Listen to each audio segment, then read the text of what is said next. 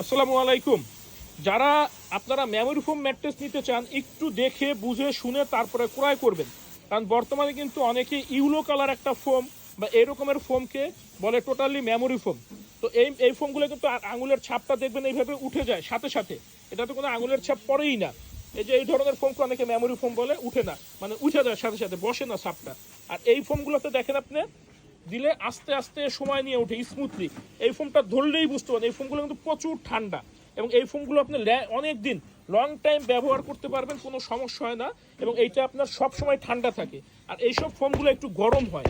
তো এক কাস্টমার ভাই এসে বলে গেল ওনাকে একটা ফ্যাক্টরিতে মানে কথা বলছে গেছে, যেটা যাওয়ার পর ওনাকে মেমোরি ফোম বলে এই কোয়ালিটির একটা ফোম, যেটা হচ্ছে আপনার ইউলো কালার, বাকিটা আপনারা বুঝে নেন, বলছে মেমোরি ফোম যাওয়ার পরে এইভাবে আঙুলের ছাপটা পড়ে না।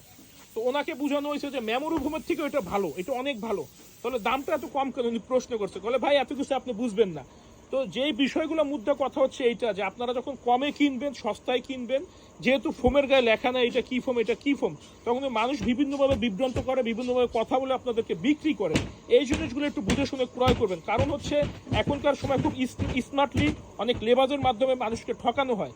যখনই আপনি কমে কিনবেন কমেরটাই কমে পাবেন, কিন্তু আশ্বস্ত করবে আপনাকে ভালোটা দিবে, কখনোই কম দামে ভালোটা দেওয়া সম্ভব হয় না, কারণ সবাই কিনে বিক্রি করে।